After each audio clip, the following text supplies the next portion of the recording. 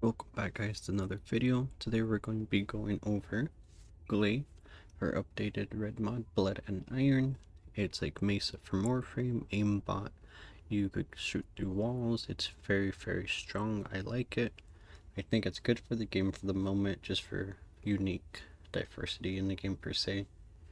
We'll dive into it. So we'll be using Blood and Iron.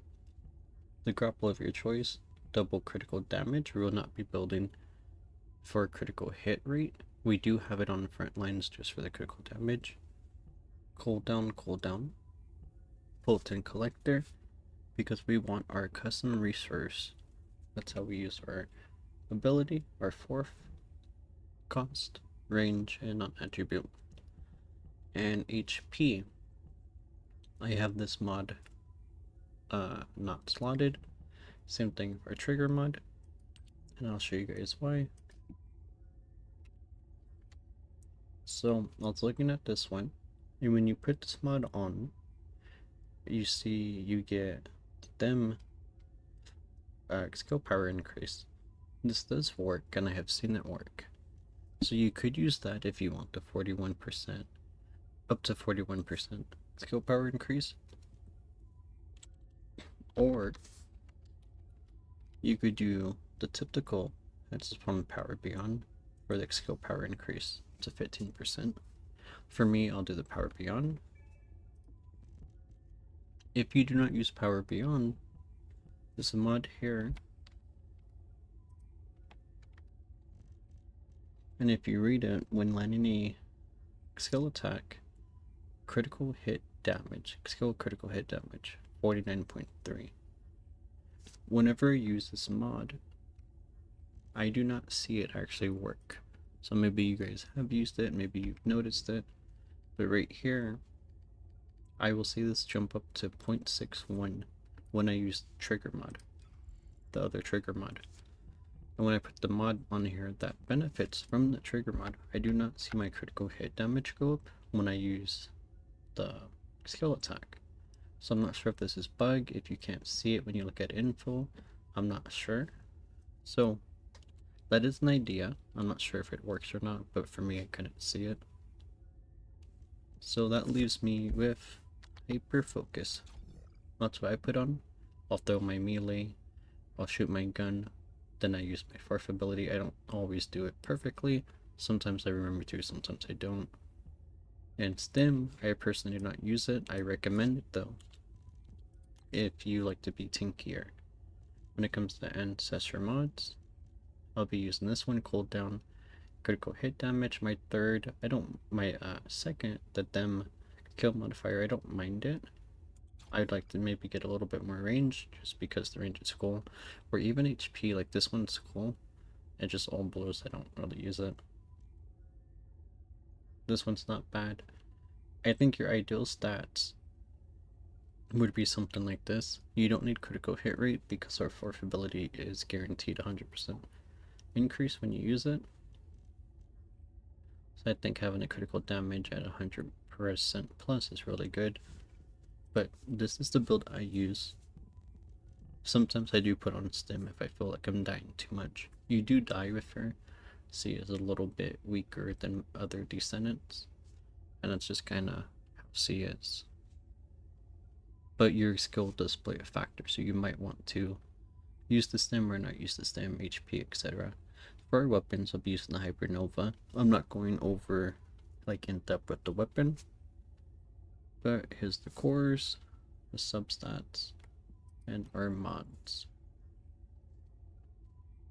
With this weapon, I just kind of tossed it. Well, I used the melee actually because of this mod, and just kind of how they changed her. So on the bottom, when you pop your first ability and you have a melee, you get more melee critical damage and range and movement speed. So you pop your 1, then you just use your 4 and everything dies.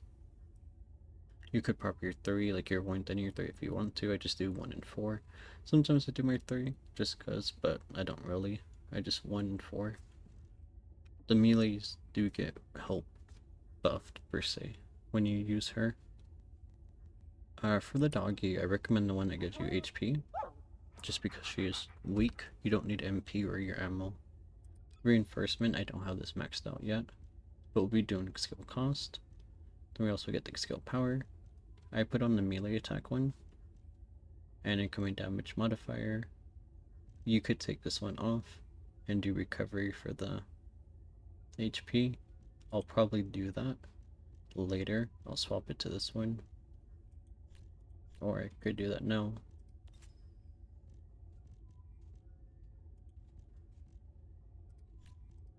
And this is your ideal one. You get your pain, your HP, and your skill cost. Then you could also max that out. I haven't maxed out my thing, I'm only level 18. But here you go. You get additional HP, and skill cost to sum it up basically. Hold down critical hit damage, non-attribute and a dim. Enlighten, the whole set for the non-attribute skill power, plus the regular skill power. We'll be doing double shield, defense MP, MP, and HP MP. For our cores, it'll be HP and defense on all 4 of them. Our arc tuning, we go for skill power, cooldown, 2 critical hit damage. We can't get the third one, don't have enough points.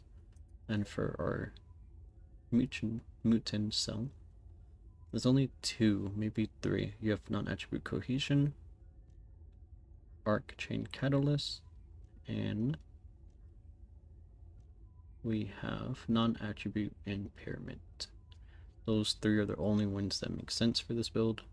I use cohesion or chain catalyst. You could also use final preparations. I was looking at this one, I haven't tested it, but you get 9.5 skill power and 68 range. 0.4. When you use your last ability, you get it for 15 seconds, but it's cooldown on 30. It might be worth it, might not be.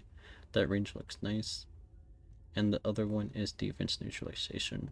If you're fighting something that I guess it's tanky, but most things die really quick. But if you're doing lots of boss fights or commander fights, elite fights, you might want to put this one on. I would try final preparations if you want more range, or just use cohesion or chain catalyst. Up to you guys with your top pick. Those are the only ones that make sense though for the build. And that basically sums up the whole entire build. The Peacemaker, also, I forgot about it. It is very important. Not really, but when you use the demic skill, you get non-attribute skill power, and that's why we use this. I forgot about that. But here's our cores and our substats. Your cores, you just want sprint speed. And here's our build. If you guys do want to use the weapon, these are the 2 we use. And for our drip, for anyone who cares about the colors, here's our makeup, the head skin, and I will show you guys the colors.